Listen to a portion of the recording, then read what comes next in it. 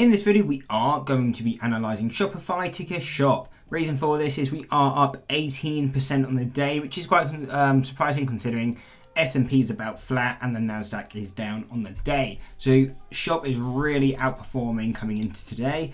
Now, what are going to be those key resistances? And on here, we are going to be using the longer term time frame, so the 6 month on the left, the 1 year on the right, just because these levels are going to be the strongest levels that we can get.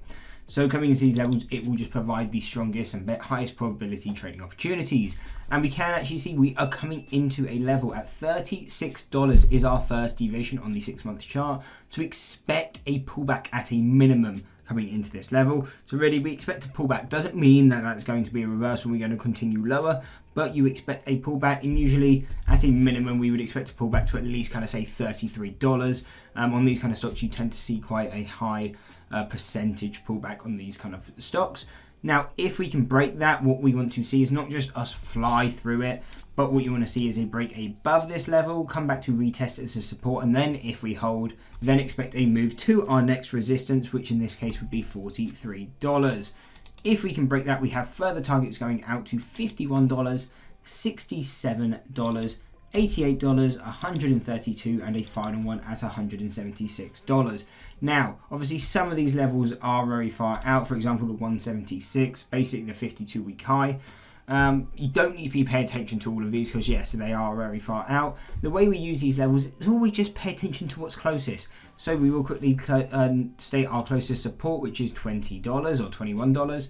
So really the only two levels you need to focus on is $36 and $21. If we are paying more attention to the upside, you want to see a break above 30, or you can play the original pullback because we will most likely get one off this level, but then you want to see the break above it, come back to test it as a support, and if it holds, then you can play the move to 43. On the other hand, if we get the anticipated pullback at $36, but we have no really retest, or you kind of just fade off, or we retest but still sell off, then in time really expect to push back down to that 52-week low of $24, and a break further to $21 wouldn't be unlikely.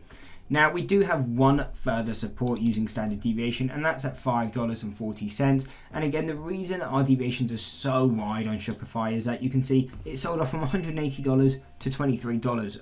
Obviously, that is a massive percentage move, so it has just made our deviations very wide, which, I mean, they're still going to be valid levels when you come into them, but it's just the time it takes to get to these kind of levels will just be a lot harder. I mean, it's taking us quite a long time just to come to this first deviation, and really going to be a struggle to break it. But if we can, then again, we need quite a big far push to get to that next level at $43. I mean, from 36 to 43, still a 20% move. Yes, we've done that, for example, today in 1 day, but that's not going to happen all the time.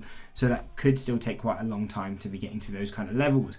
But anyway, again, always focus. These are key technical levels. Fundamentals are always going to be the key driver. Use your technicals to find good entries and exits, or you can maybe just trade strictly off technical if there is no news. But if there is news coming out in the stock, remember, always trade the technical, trade the fundamentals, because otherwise really you are most likely going to lose money. Anyway, hope you enjoyed the video. If you did, why not drop a like and subscribe, and check out one of these two analysis videos.